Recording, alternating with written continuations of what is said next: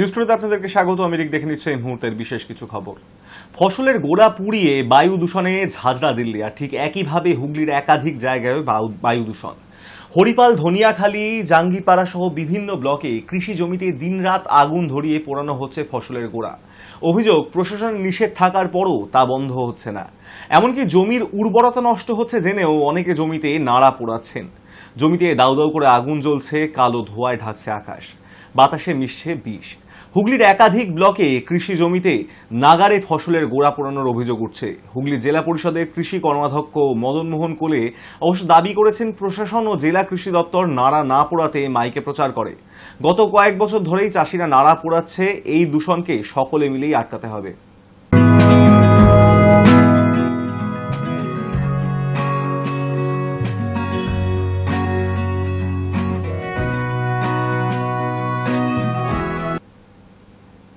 শ্রীরামপুর ইস্যুতে তিনি আক্রমণ করেছিলেন কল্যাণ বন্দ্যোপাধ্যায়কে, এবার পাল্টা মুখ খুললেন কল্যাণ।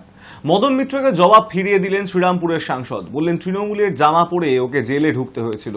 পাল্টা মদনের মন্তব্য, মমতার হাতে পায়ে ধরে কালীঘাটে বাড়ি তুলেছেন। অন্যদিকে মদনের জেল যাত্রা নিয়ে কটাক্ষ করেছেন ভরতপুরের তৃণমূল বিধায়ক হুমায়ুন কবিরও।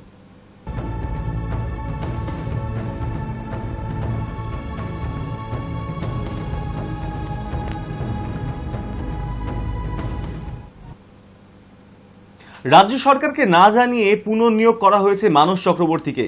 এই অভিযোগ তুলে রাজ্য মেডিকেল কাউন্সিলের রেজিস্ট্রার পদ থেকে তাকে অবিলম্বে সরানোর নির্দেশ দিল স্বাস্থ্য ভবন। সেই সঙ্গে নির্দেশ দেওয়া হয়েছে নতুন রেজিস্ট্রার নিয়োগের। ডিসেম্বরে মেয়াদ শেষ হয়ে গেলেও জারি হবে নতুন বিজ্ঞপ্তি, জানিয়েছেন কাউন্সিলের সভাপতি।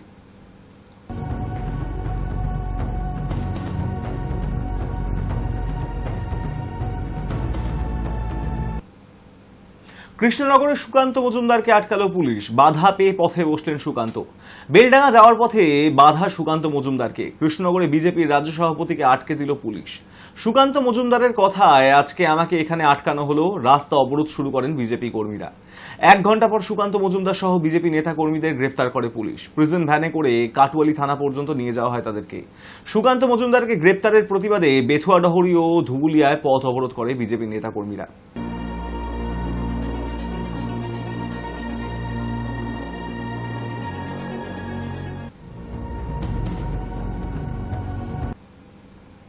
ট্যাবে প্রতারিত ছাত্রছাত্রীদের টাকা ফেরানো হলো। টাকা ফিরে পেয়ে খুশি পড়ুয়া থেকে শিক্ষকরা।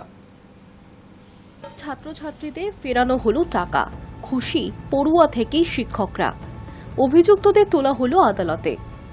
তরুণের স্বপ্ন প্রকল্পে ট্যাব কেনার টাকা জালিয়াতির ঘটনায় পূর্ব মেদিনীপুরে 253 জন ছাত্রছাত্রীর অ্যাকাউন্টে আবারও 25 লক্ষ টাকা পাঠালো শিক্ষা দফতর।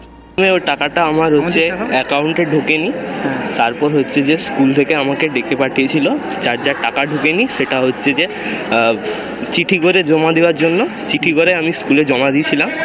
তার কিছুদিনের মধ্যে আমার টাকাটা আবার পুনরায় অ্যাকাউন্টে চলে আসছে। এখন টাকা ঢুকছিল না, কোনো হয়তো অসুবিধা ছিল, কিন্তু এখন আমাদের টাকা ঢুকে গেছে। তখন কি অসুবিধা, মানে অন্য অ্যাকাউন্টে চলে গিয়েছিল সেটা জানি না। স্কুলে আমাদেরকে যখন ঢুকেনি, স্কুলে নোটিশ দিয়ে ডাকলো, আমাদের অ্যাপ্লিকেশন জমা দিতে বললো, জমা দিলাম, তারপরে আমাদের ঢুকে গেছে। সরকারি হিসেব অনুযায়ী এই জেলায় মোট 32টি স্কুলের 253 জন পড়ুয়ার টাকা হাতিয়ে নিয়েছিল সাইবার প্রতারকরা। তার মধ্যে কোলাঘাট ব্লকের গোপালনগর কেকে ইনস্টিটিউশনে 2 পড়ুয়ার টাকা ভুয়ো অ্যাকাউন্ট থেকে তাদের অ্যাকাউন্টে ট্রান্সফার করা হয়েছে। বাকি 251 জন পড়ুয়ার টাকা দ্বিতীয়বারের জন্য পাঠালো রাজ্য। গত 2 দিনে তাদের অ্যাকাউন্টে 25 লক্ষ টাকা পাঠানো হয়েছে। তরুণের স্বর্ণ প্রকল্পে প্রথম পর্যায়ে আমাদের 11 জনের টাকা ঢোকেনি। আমাদের প্রধান শিক্ষক মহাশয় পুজোর ছুটির আগে বিভিন্ন জায়গায় জানিয়েছিলেন। আমাদের মাননীয় মুখ্যমন্ত্রী এই বিষয় সম্পর্কে পরবর্তীকালে অবগত হয়ে তরুণের স্বর্ণ প্রকল্পের জন্য তিনি খুবই উদ্গ্রীব হয়ে পড়েন।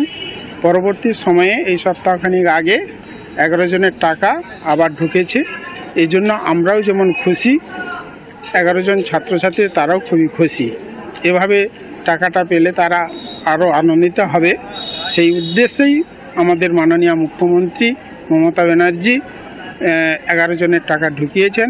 তিনি চেষ্টা করছেন পরবর্তীকালে যাতে এই ধরনের না সমস্যা হয় তার ব্যবস্থা করছেন। ইতিমধ্যে এই ব্যাপারে অনেকজন গ্রেপ্তার হয়েছেন।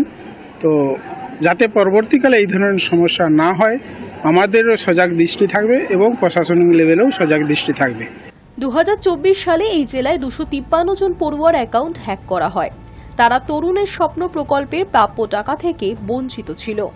রাজ্য সরকার পুনরায় সেই টাকা পাঠালো তাদের অ্যাকাউন্টে।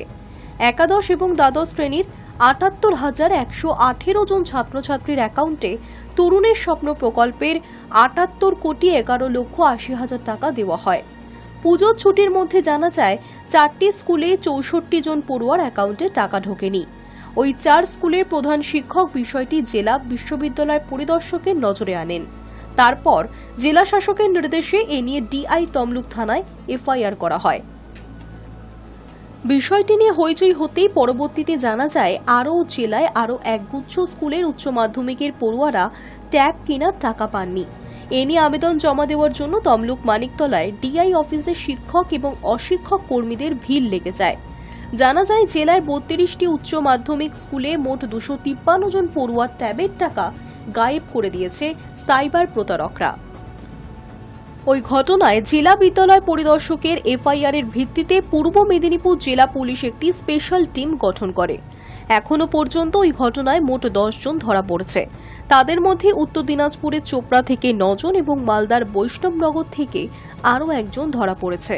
মঙ্গলবার বিকেলে চোপড়া থেকে 5 জনকে গ্রেফতার করে তমলুক থানায় আনা হয়েছে। বুধবার তাদের আদালতে পেশ করানো হয়। High News Network. বন্যায় জলের তোড়ে উল্টে গিয়েছে স্কুলের নতুন বিল্ডিং, আর তারপর কেটে গিয়েছে তিনটি বছর। এবারের বন্যায় ক্ষতিগ্রস্ত হয়েছে স্কুলের পুরনো বিল্ডিংও। বিল্ডিং এর পিছনের দিকে পলেস্তারা খসে পড়ে দেওয়ালে ধরেছে ফাটল। এই পরিস্থিতিতে স্কুলের বারান্দায় কখনো স্কুলের প্রাঙ্গণে থাকা খোলা মাঠে বা আকাশের নিচেই চলছে খুদে পড়ুয়াদের ক্লাস। অভিভাবকরা বাচ্চাদের স্কুলে পাঠাতে ভয় পাচ্ছেন। অনেক অভিভাবকরা আবার ওই স্কুল ছাড়িয়ে অন্য স্কুলে ভর্তি করিয়ে দিচ্ছেন বাচ্চাদের। এমন অবস্থা খানাকুলের ঠাকুরানী চক বাগপাড়া প্রাথমিক বিদ্যালয়ের।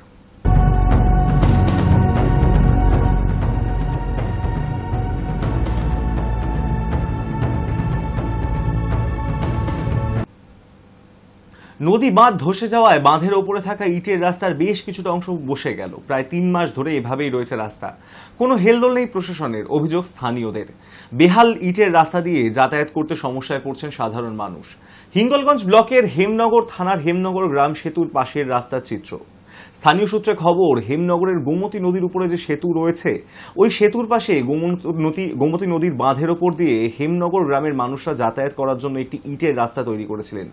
সেই রাস্তায় আজ বেহাল। রাস্তার ইট এলোমেলো হয়ে যাওয়ায় এই রাস্তা দিয়ে যাতায়াত করতে সমস্যায় পড়তে হচ্ছে সাধারণ মানুষকে। কষ্ট, গর্ভবতী মায়েদের নিজাত গেলে কি কষ্ট করে নিয়ে যেতে হয়, রাস্তাটা সোজা হচ্ছে না। যাতে রাস্তাটা সোজা হয় সেই ব্যবস্থাটা হোক। আমার মাদের চলতে যেতে খুব কষ্ট হয়, বাচ্চারা স্কুল যেতে পারে না, এই অবস্থায় রাস্তাটা আছে। কোন নদী এটা গোমতী নদী। মহারাষ্ট্রের বিধানসভা নির্বাচনে ভোট পড়েছে 65.1% বেশি। বুধবার রাত 12টা নাগাদ এই তথ্য প্রকাশ করে নির্বাচন কমিশন। সাম্প্রতিক অতীতের কয়েকটি নির্বাচনের তুলনায় 2024 সালের বিধানসভা নির্বাচনে ভোট পড়েছে অনেকটাই বেশি। কমিশন সূত্রে খবর, 1995 সালের বিধানসভা নির্বাচনে ভোট পড়েছিল 71.69% এবং তারপর এই প্রথম সে রাজ্যে ভোটদানের হার 65% বেশি হলো। এবছর লোকসভা নির্বাচনে মহারাষ্ট্রে ভোটদানের হার ছিল 61.4%।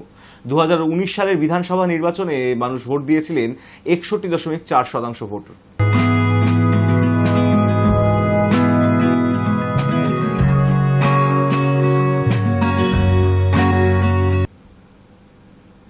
শিল্পপতি গৌতম আদানিকে গ্রেপ্তারের জোরালো দাবি তুললেন লোকসভার বিরোধী দলনেতা রাহুল গান্ধী।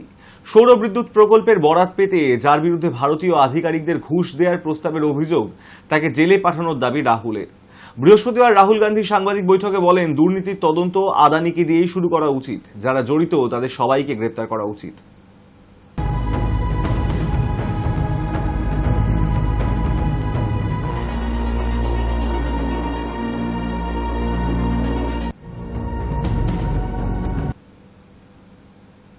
নিউজ টুডে এখন এই পর্যন্তই। দেখতে থাকুন হাই নিউজ, নির্ভীক নিরপেক্ষ।